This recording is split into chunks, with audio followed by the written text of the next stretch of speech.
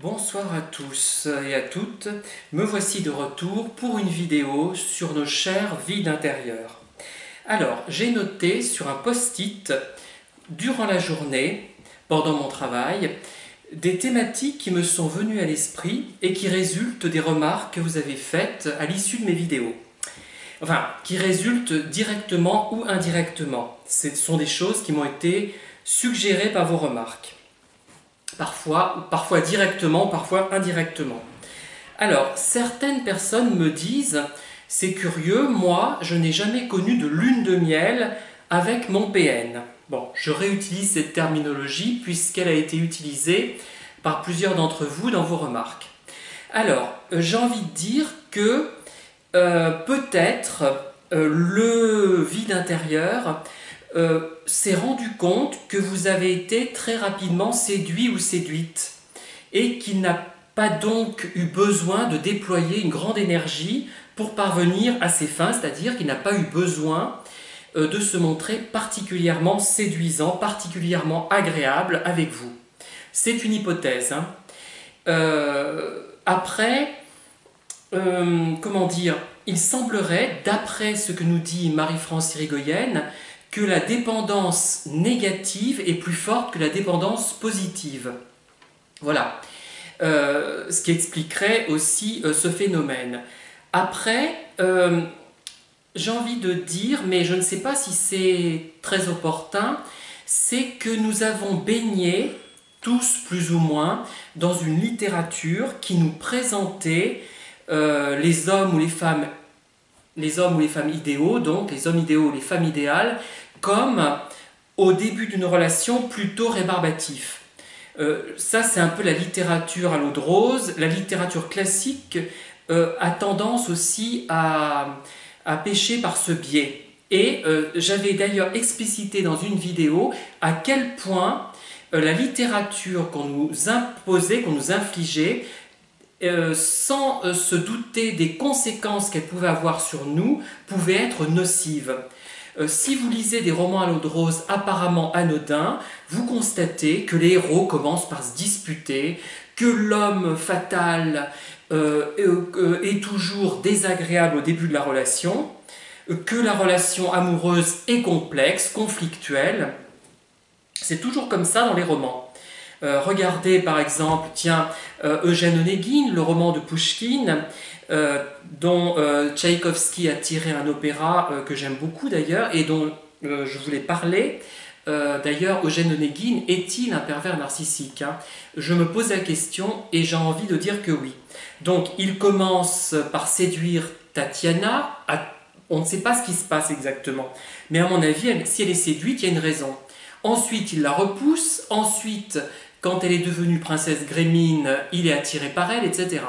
Donc j'analyserai plus tard cette situation, tirée donc d'un opéra et initialement suscité par le roman de Pouchkine, mon roman en vers d'ailleurs. Hein. Tout ça pour dire que nous disons, tiens, celui-là il est rébarbatif, il me plaît quand même parce que... pour X raisons d'ailleurs. Parfois on est séduit par rien, on est séduit par un sourire, par une expression de visage, on lui attribue des caractéristiques, on attribue à ce visage, à cette expression du regard, du sourire, une signification qui n'est pas forcément d'ailleurs la bonne. Hein. Ce n'est pas forcément une manipulation de la personne qui est en face de nous, mais c'est nous qui attribuons des choses parfois. Hein, voilà. Et ça peut suffire pour susciter une relation, comment dire, amicalo-amoureuse ou amicale seulement ou amoureuse seulement, je ne sais pas, tout ce qu'on peut imaginer. Ça peut suffire, hein. Il suffit que finalement ce cher vide intérieur se montre gentil durant une journée à peine, on peut être directement séduit et les choses s'enclenchent. Hein. Voilà, ça peut être aussi ça. Hein. Mais moi je garde quand même à l'esprit cette littérature qui présente toujours des situations amoureuses conflictuelles, comme si l'amour était nécessairement associé à du conflit. En fait, non. Moi, je ne suis pas d'accord avec cette perception-là. Une relation amoureuse, bon, il peut y avoir effectivement un certain nombre de conflits, mais elle est au départ, normalement, quand elle fonctionne bien, relativement simple. Il n'y a pas de complications inutiles. Voilà. Donc, il y a plusieurs cas. Donc, soit finalement, le vide intérieur se rend compte que vous êtes séduit ou séduite, donc il n'a plus besoin de faire beaucoup d'autres efforts, soit il vous a séduit par quelques, comment dire, quelques artifices. La gentillesse a quand même duré un certain temps, ça n'a pas été vraiment une lune de miel, mais vous avez suffisamment eu de bons moments que vous avez transposés, que vous avez imaginé, que vous avez dit tiens il m'a souri, c'est formidable, ça veut dire ça, etc. Soit aussi ça peut être cette idée que les relations amoureuses sont forcément conflictuelles. Bon, donc cette lune de miel, elle peut être très très courte, je pense. Elle peut aussi être mal interprétée, quoi. C'est-à-dire qu'on va se baser sur des choses très superficielles. Pourquoi? Quand on rencontre en fait ce manipulateur, c'est qu'on a envie d'être amoureux ou d'avoir un ami ou une amie idéale.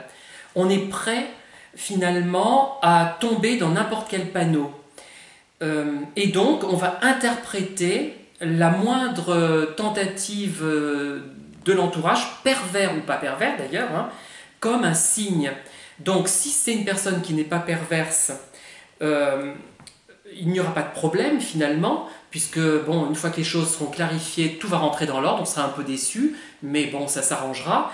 Et si c'est une personne perverse, elle va profiter du fait qu'elle a deviné qu'on était en quête de quelque chose d'un peu idéal, parce que notre quotidien nous déplaît ou ne nous satisfait pas. Et voilà. Je pense que j'ai exprimé les choses de manière un peu brouillonne, mais je crois avoir à peu près exprimé ce que je voulais dire. Voilà. Donc je vous remercie et je vous dis à très bientôt pour une vidéo, j'espère un peu moins confuse.